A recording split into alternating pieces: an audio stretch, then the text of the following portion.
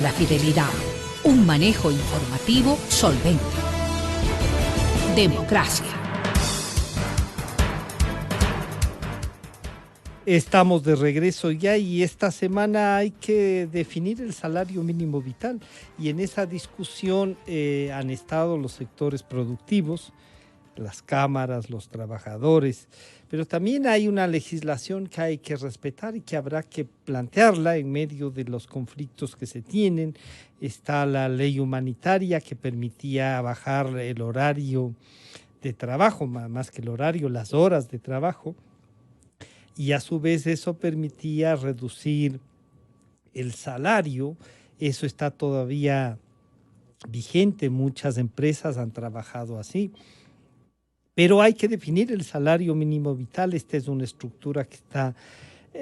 y para esto queremos saludar al señor ingeniero Rodrigo Gómez de la Torre, presidente de representante de los empleadores ante el Consejo Nacional del Trabajo y Salarios, al señor Edgar Zarango también y al doctor Miguel Ángel Puente. Bueno, Rodrigo, ¿cómo ha ido la discusión? ¿Qué hay de conciencia? ¿Qué no hay? ¿Se puede trabajar en un salario? ¿En virtud de qué se está discutiendo? Si nos puedes comentar algo, Rodrigo, bienvenido, buenos días.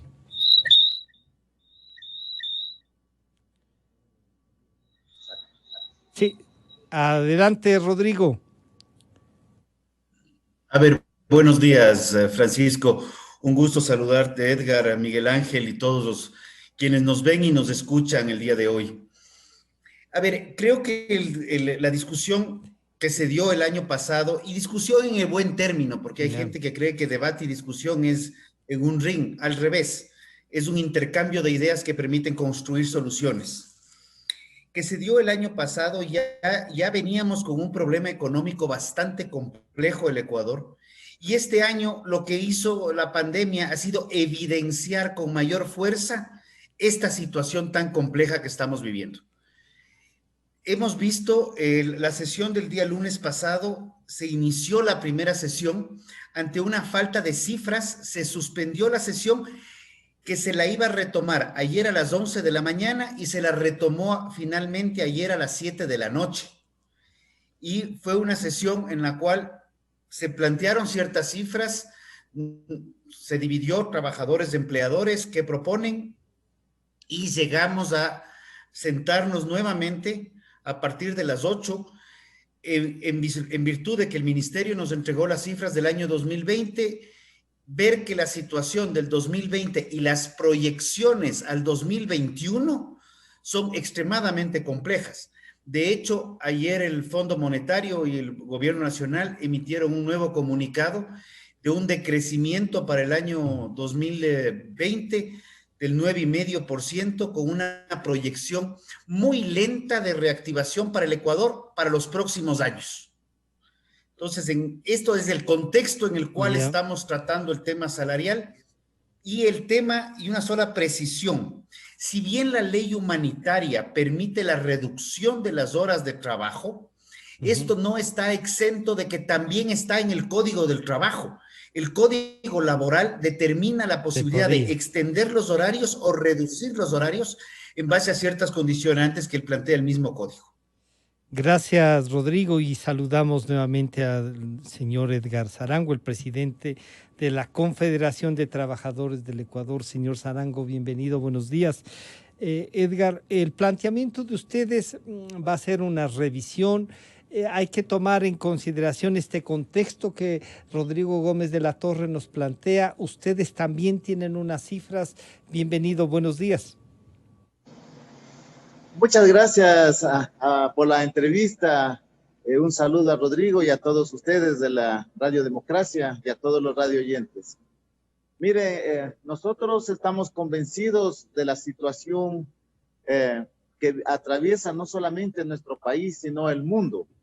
Esta situación es crítica, producto de una pandemia, pero también es producto de una crisis que se ha generalizado en el mundo. Y nosotros estamos convencidos de que esta crisis obedece justamente a la excesiva concentración de capital de algunos sectores en detrimento de otros como es la clase trabajadora.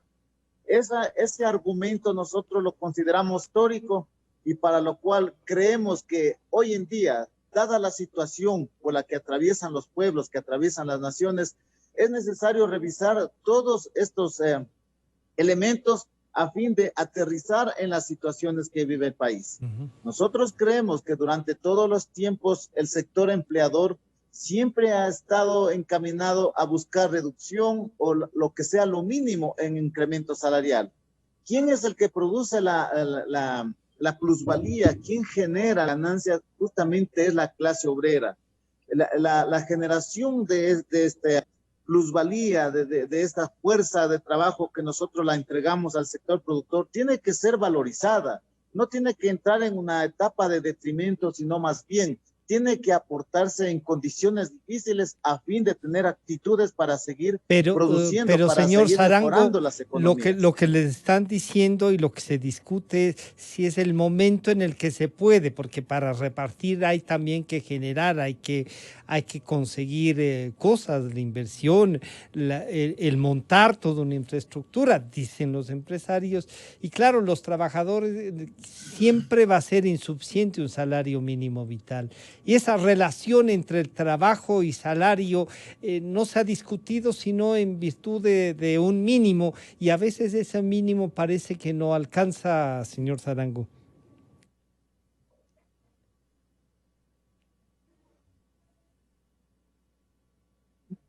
Usted me preguntó a mí, disculpe, sí, no sí, la escuché muy bien. bien. Era una reflexión sobre lo que usted nos está diciendo, ¿sí? Listo. La relación trabajo justamente tiene que ver con categorías económicas, en las cuales de hecho partimos de otros conceptos mucho más sostenibles. Esta relación implica que de hecho nosotros tenemos que seguir construyendo salidas. Necesitamos justamente del sector productivo las herramientas necesarias para producir con una mejor productividad. Eso nosotros no lo estamos poniendo en tela de duda.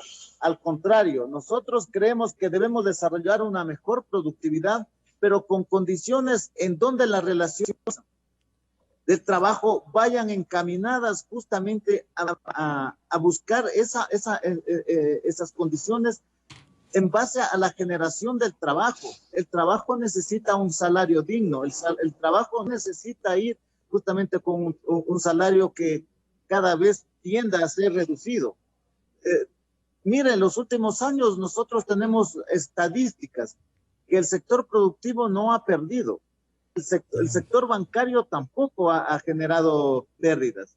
Entonces, ¿dónde están las pérdidas? ¿En dónde se producen este tipo de cosas? Justamente en la falta de atención o, si se quiere, en la escasa voluntad del sector productivo para buscar primar una propuesta que sea un tanto equitativa o que busque mejorar condiciones para sus trabajadores. Permítame saludar al señor doctor Miguel Ángel Puente, abogado laboralista. Y claro, aquí están, digamos, las dos posiciones, porque Rodrigo Gómez de la Torre nos podría decir, oigan, y cuando yo produzco leche y me quieren pagar a 15, 18 centavos, ¿qué hago? ¿Cómo le cumplo al trabajador que me dice, oiga, usted es el dueño de la tierra, pero entonces vendamos la tierra para pagarles un mejor salario? Y esta es una discusión que nos ha llevado tiempo.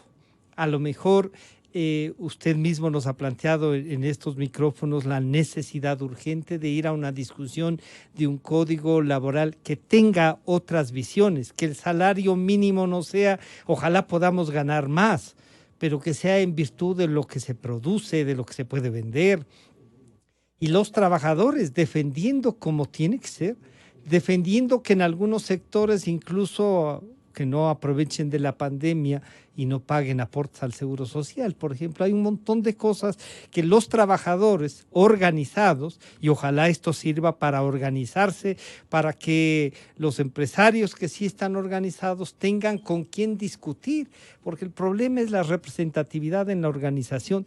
También la estructura jurídica nos permite o no llegar a acuerdos, doctor Miguel Ángel Puente. Bienvenido, buenos días, Miguel Ángel. Buenos días, Francisco, qué gusto poder compartir con ustedes. Igualmente, Rodrigo, Edgar, un gusto compartir. Solamente quisiera hacer una primera reflexión sobre algo que mencionó Edgar, sobre que de las cifras de los últimos años se ve que el sector privado no ha perdido, ni tampoco el sector bancario. Pues yo creo, Edgar, que eso debería ser un motivo de satisfacción para los trabajadores, que no haya pérdidas, porque recordemos que los trabajadores participan justamente del 15% de las utilidades de las empresas. Entonces, en la medida en que las empresas no pierden, los trabajadores tienen un ingreso. Lo distinto sería que las empresas pierdan y los trabajadores tengan que poner o aportar para cubrir esa pérdida. Entonces, yo creo que eso es parte de lo que efectivamente, como en este diálogo entre trabajadores y empleadores, tenemos efectivamente que entender que no somos contrapartes, somos partes porque ambos, trabajadores y empleadores, tenemos un mismo objetivo, la productividad del país. Entonces, yo creo efectivamente, y me alegro que esas cifras sean reales, de que el sector privado no ha perdido en los últimos años, porque le recuerdo, Edgar, que gracias a eso los trabajadores reciben un 15% de participaciones. Pero ahora, limitadas o no esa participación también, porque ya hubo una legislación que limitaba ese 15% y se llevaron como impuesto. Sí, pero esa era una decisión más bien política de gente a la que quieren respaldar los trabajadores, ¿sabes? Así es, exactamente, pero esas son limitaciones que ya estableció la normativa a través de la reforma legal, se está igualmente discutiendo ya una nueva reforma legal para... El 15% hay, efectivamente, y eso es parte, efectivamente, de los ingresos de los trabajadores. Entonces, ahora, respecto a la pregunta suya, Francisco, es importante mencionar que el artículo 118 del Código del Trabajo establece de manera clara precisamente que será el Consejo Nacional de Trabajo y Salarios el que tenga que discutir precisamente este Consejo Nacional que está conformado por representantes de los trabajadores, de los empleadores y también por el Ministerio de Trabajo, tendrá que efectivamente buscar una fórmula de consenso. Lastimosamente en los últimos años, en los últimos 10 años, salvo en el 2017 que hubo consenso, la remuneración básica unificada o el salario básico unificado ha sido determinado por la autoridad gubernamental.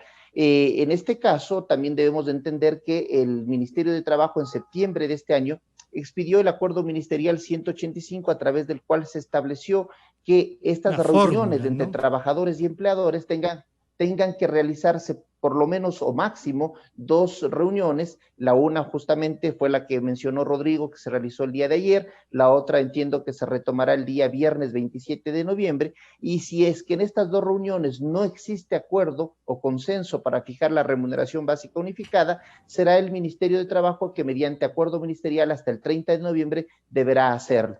Entonces existe un marco normativo y decía que en este acuerdo ministerial 185 se estableció la fórmula a través de la cual se debe efectivamente fijar o los parámetros que se deben considerar para la fijación de la remuneración básica unificada. Estos son la inflación, la productividad, la elasticidad del empleo, la informalidad, el índice de precio al consumidor, el costo de canasta básica, entre otros. Entonces, con estos parámetros, efectivamente, se harán los cálculos respectivos. Existe una fórmula y de esa fórmula se podrá determinar si es que cabe o no un porcentaje de incremento a la remuneración básica. Sin embargo, este mismo acuerdo ministerial 185 estableció una disposición a través de la cual en el evento que aplicando la fórmula existiera un resultado negativo, es decir, que debería técnicamente disminuirse la remuneración como en este básica caso hay una deflación, esta no se podrá. Exactamente, se habla que a octubre del 2020 la inflación es de menos 1.60, es decir, es una inflación negativa, lo que se conoce cuando existe varios meses consecutivos como una deflación. Esto obviamente por la disminución del consumo, por varias razones, entre ellas justamente la pandemia.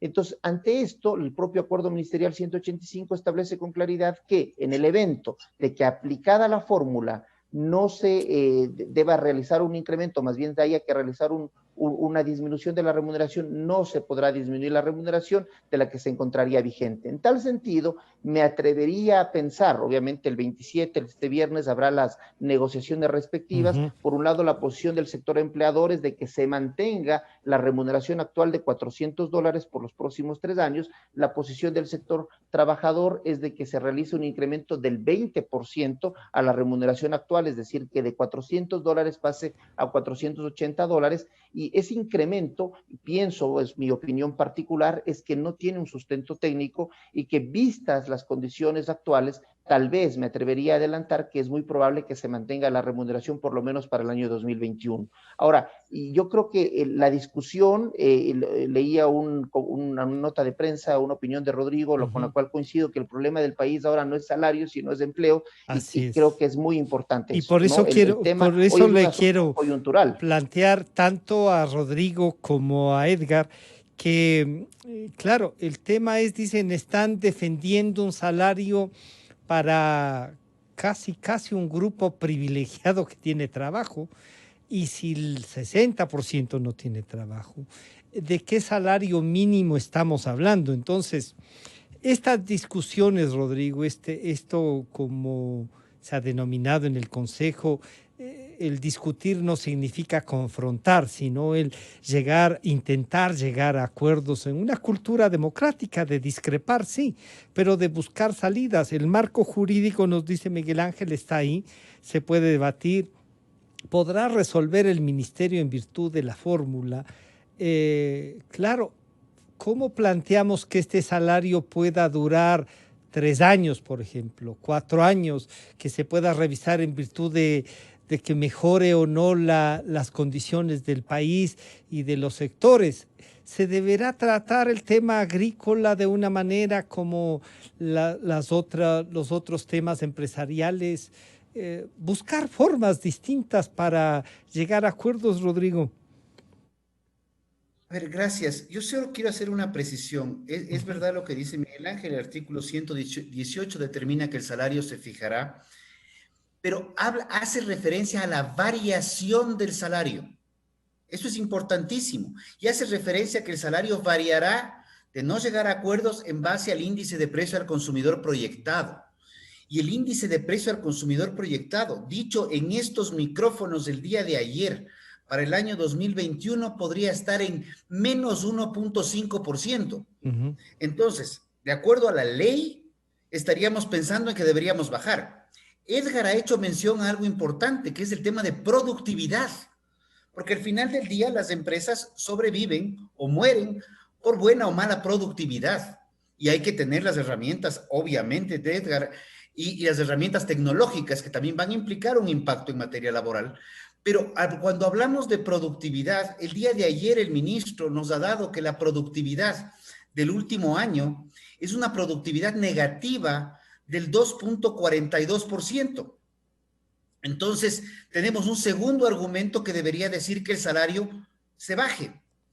Y precisamente en un debate, en una conversación con otro de los representantes del Consejo, decía que tiene que que el salario debe moverse como en otros países en relación al crecimiento económico. Y me parece que tiene un sentido técnico. Pero si aplicamos crecimiento económico en una economía como la actual, tendríamos que reducir en un 9%. Claro. Entonces, técnicamente hablando, creo que técnicamente lo primero es, tenemos un código obsoleto, no hay otra palabra. Entonces, a donde debemos apuntar es a lo que ya lo trabajamos con Edgar, ya lo trabajamos con Richard Gómez, ya lo trabajamos con Iván López, con Javier Sisa. El año 2019 se hizo un trabajo sostenido y muy potente en materia de buscar acuerdos, no al salario, pero buscar acuerdos a mecanismos de contratación, mecanismos de generar nuevas fuentes de empleo acorde a las nuevas dinámicas laborales y productivas.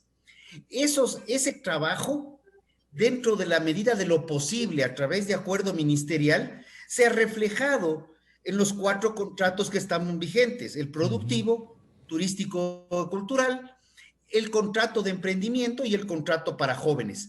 Porque hay que tener claro algo más. Es verdad, el problema del Ecuador no es de salario, es de empleo.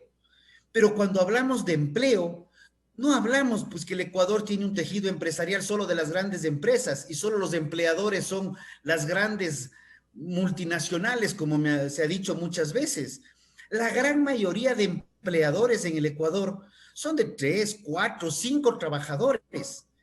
Y esos trabajadores ven comprometido, y esos empleadores ven comprometido su futuro si es que se toma medidas antitécnicas. Claro. Con respecto a lo que me planteas, Francisco, el tema de las comisiones sectoriales es fundamental, pero las comisiones sectoriales se mueven en función, primero, del salario básico y luego, teóricamente, se mueven en base a la productividad sectorial, se mueven en base a ciertas condiciones puntuales de cada sector y cada subsector.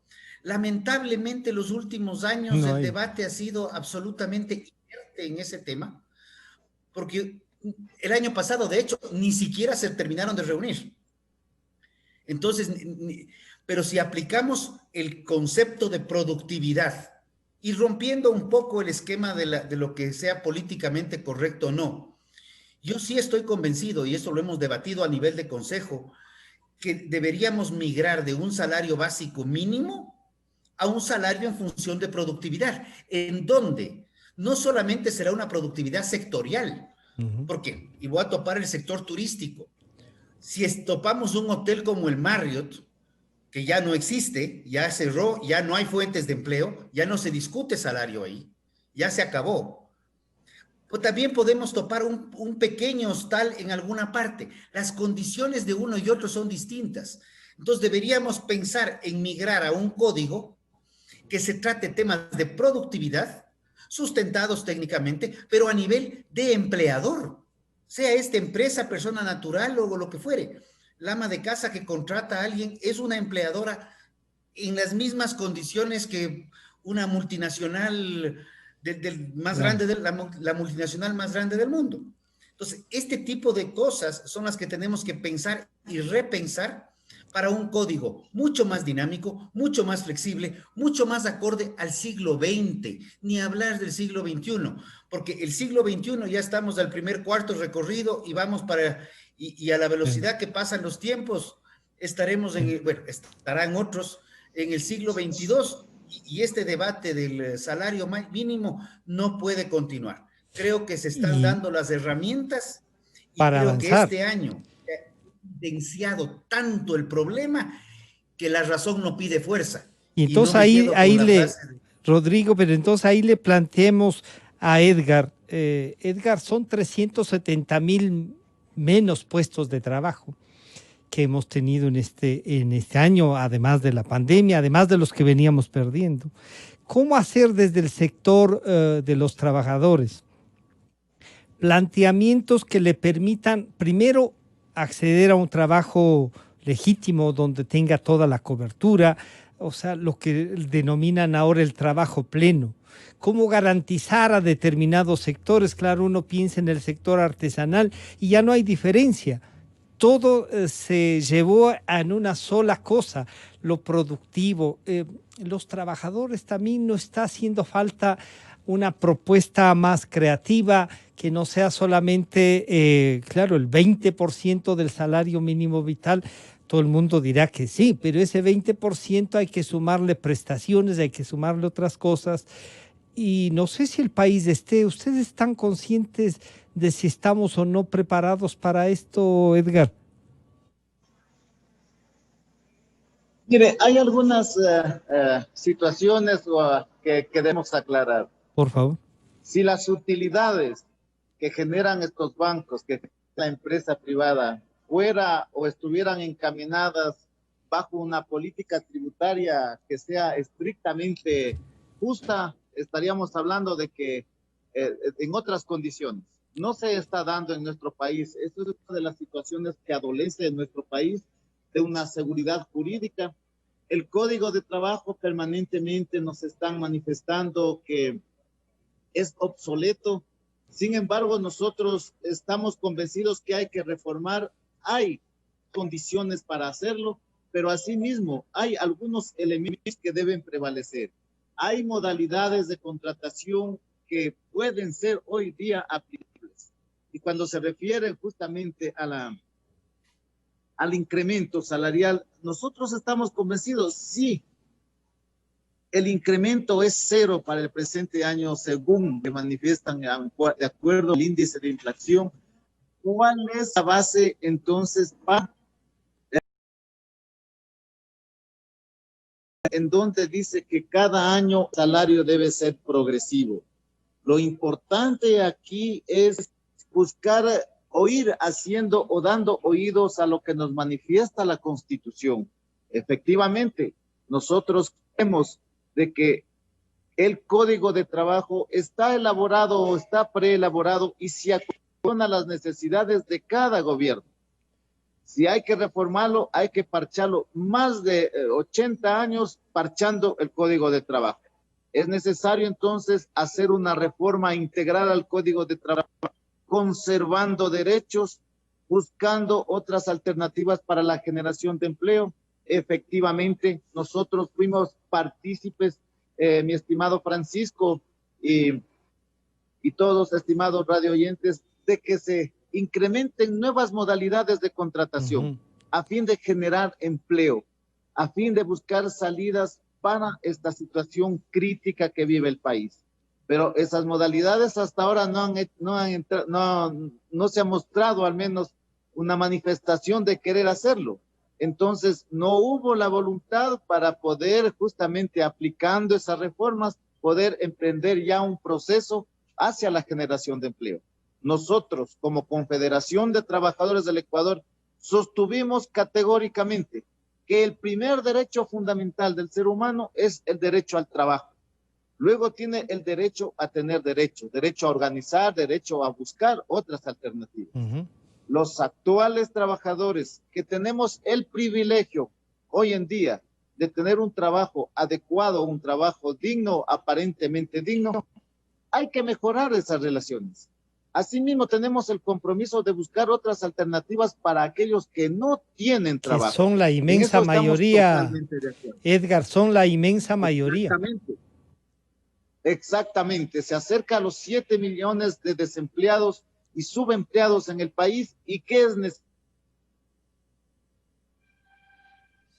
Se nos congeló la imagen. Hasta tanto voy a ir donde Miguel Ángel Puente y pedirle también entonces esta reflexión que tanto Rodrigo como Edgar han hecho de la necesidad jurídica que se puede trabajar. Miguel Ángel, ¿hay una base, como ha dicho Edgar, constitucional para que, por ejemplo, no se eleve el salario? Él hace una reflexión y dice, no, se dice que cada año será progresivo. No sé si es que jurídicamente eso está así. Se puede discutir y plantear desde aquí una especie de reforma, un acuerdo para que se generen más plazas de empleo, por ejemplo, y el salario se mantenga, pero con un mínimo de generación de trabajo, Miguel Ángel. Francisco, el artículo 328 de la Constitución señala que la remuneración será justa con un salario digno que cubra al menos las necesidades básicas de la persona trabajadora y de su familia. La Constitución no establece que tenga que progresivamente realizarse ajustes o incrementos anuales. Pero eso significaría, si interpretamos, Miguel Ángel, eso significaría que hay que tener un salario de $600 por lo menos. No, Francisco, ¿por qué? Porque una cosa es la remuneración del trabajador y otro es precisamente, como dice la propia Constitución, un salario que cubra, el salario digno que cubra al menos las necesidades básicas de la persona y de su familia. Pero una cosa es la remuneración básica unificada y otro es el ingreso familiar. ¿De acuerdo? Igualmente la legislación local establece la existencia de un salario digno. Sí, los que hicieron la Constitución la plantearon así. Así es, exactamente. Entonces, en tal sentido, igual el Código del Trabajo, en una de las reformas, estableció el concepto de salario digno. ¿Cómo se llega a determinar si existe o no el cumplimiento del salario digno? Es decir, si cubre o no el costo de la canasta básica. Es sumando todos los componentes adicionales, los beneficios adicionales a la remuneración.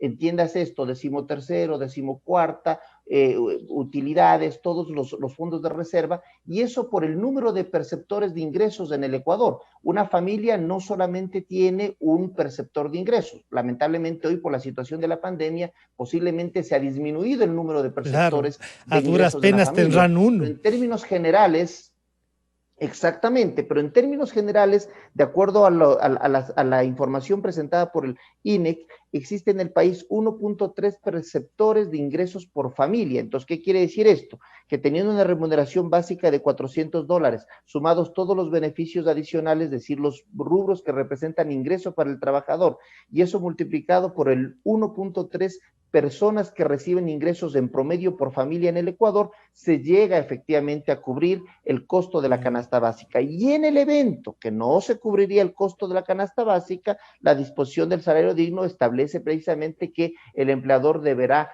pagar este concepto de salario digno para que pueda efectivamente cubrirse la canasta básica. Yo creo que, reitero lo que he mencionado anteriormente, el problema hoy que estamos viendo es un problema coyuntural de la fijación, y muy importante, de la fijación de la remuneración básica. Pero unificada. La política... Sin embargo, lo importante es... Lo político hacia el futuro tiene que pesar más, ¿no? Exactamente, a eso iba. Es indispensable de que tanto los sectores, trabajadores, empleadores, el sector gubernamental, la academia, puedan efectivamente plantear una reforma estructural integral. Yo creo que el próximo gobierno tendrá principalmente 3 desafíos: una reforma laboral, una reforma a la seguridad social y una reforma tributaria. Si el Ecuador no existe reformas de fondo en estos 3 aspectos, lamentablemente estaremos afectando lo más importante, que es la competitividad, que es la producción. Sí. Y un país que no produce, que no es competitivo, lamentablemente no podrá mantener los niveles, en este caso, de dólares en la economía. Nosotros somos un país dolarizado y debemos entender que todo esto tiene un objetivo fundamental, y es mantener la dolarización en el país. Que es la que ha logrado mantener, ha logrado mantener ese salario. Permítame, Miguel Ángel, pedirles a los 3 una reflexión final. Se me fue el tiempo, pero sí creo que vale la pena que reflexionen sobre, ojalá exista un acuerdo, y ese acuerdo nos lleve a pensar de que un Ecuador democrático, deliberante, pero con acuerdos es posible. Rodrigo, Edgar y Miguel Ángel, ¿qué debe tener entonces como base este acuerdo y lo que puede resultar el 28 en la última sesión? Rodrigo. Bueno, yo quisiera simplemente reforzar una lámina que se presentó desde el sector trabajador la noche de ayer, en el cual hacía referencia a los salarios mínimos en América Latina, en donde Uruguay es el salario más alto de la región, luego viene Ecuador y luego viene Chile, luego viene Paraguay, pero claro, vamos hasta salarios como el de venezolano de $7 o $1, dependiendo cómo esté el tipo de cambio. Claro. ¿Qué es lo que debemos hacer? Yo creo que debemos seguir trabajando en lo que se trabajó el año pasado. Vamos a pasar este bache de la discusión del salario, y creo que más bien este será un nuevo proceso de aprendizaje. No sé qué se resuelve el viernes. Sin embargo, sí estoy convencido que tanto con Edgar como con el resto de representantes de los trabajadores y empleadores seguiremos buscando mecanismos para solucionar los problemas estructurales que hace referencia Miguel Ángel, al cual añadiría que el próximo gobierno deberá ponerle los reglamentos y la aplicación a la ley de eliminación de trámites, porque yo les reto a tratar de sacar una cédula el día de hoy en el registro civil con todas las metodologías tecnológicas, y la situación parecería que es una tarea de alto riesgo y de alta complejidad, cuando es algo tan sencillo como solicitarla por internet, e inclusive que te la puedan enviar a dejar a través de correos o a través de algún sistema de mensajería. Claro. Pero lo que necesitamos definitivamente es atacar los problemas estructurales de la economía. Caso contrario, sin competitividad, seguimos perdiendo espacios de producción, y el momento que se pierden las fuentes de empleo, se pierde productividad. Y ahí claro, sí, y no hay salario que discutir. Claro. Edgar, si se pierde todo lo que nos acaba de decir Rodrigo, no hay salario que discutir. Y en virtud de lo que nos ha dicho Miguel Ángel, intentamos aplicar la ley, y eso nos da un marco sobre el que actuar, por lo menos en estos momentos, Edgar.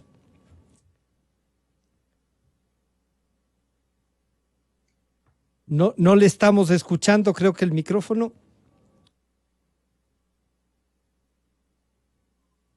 Le decía ahí que una de las conclusiones interesantes que sacamos de esta tertulia justamente es que estamos totalmente de acuerdo que hay que cambiar la correlación social, política y económica en el país. Necesitamos grandes decisiones políticas para avanzar a grandes procesos productivos y desarrollo de la economía nacional.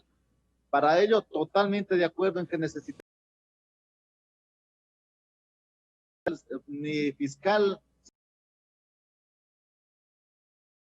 política, y es una aspiración que nosotros la seguimos presentando y proponiendo desde la Confederación de Trabajadores del Ecuador. Necesitamos una política laboral coherente, como lo que manifestaron, un código laboral que debe ser actualizado, pero manteniendo justamente los derechos que se han establecido, que son históricos. Segundo, necesitamos la generación de empleo, necesitamos propuestas del sector productivo bajo condiciones que sean justamente, que vayan acordes con el siglo XXI, con los procesos ya de la revolución científico-técnica que se están generando hoy en día, con la cuarta revolución que habla el sector empleador y en los sectores productivos. Es importante, nosotros tenemos que involucrarnos a esos procesos, pero más allá de ello, necesitamos justamente condiciones objetivas en nuestro país para avanzar y para producir.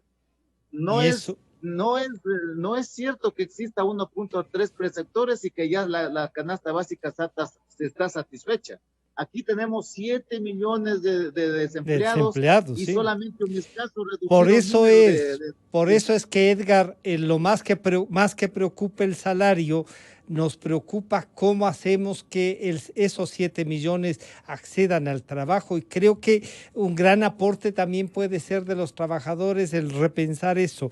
Para concluir entonces, Miguel Ángel, esto que ustedes han conversado aquí, supongo yo que se puede trasladar al Consejo y encontrar una salida. ¿Es posible democráticamente eso, Miguel Ángel?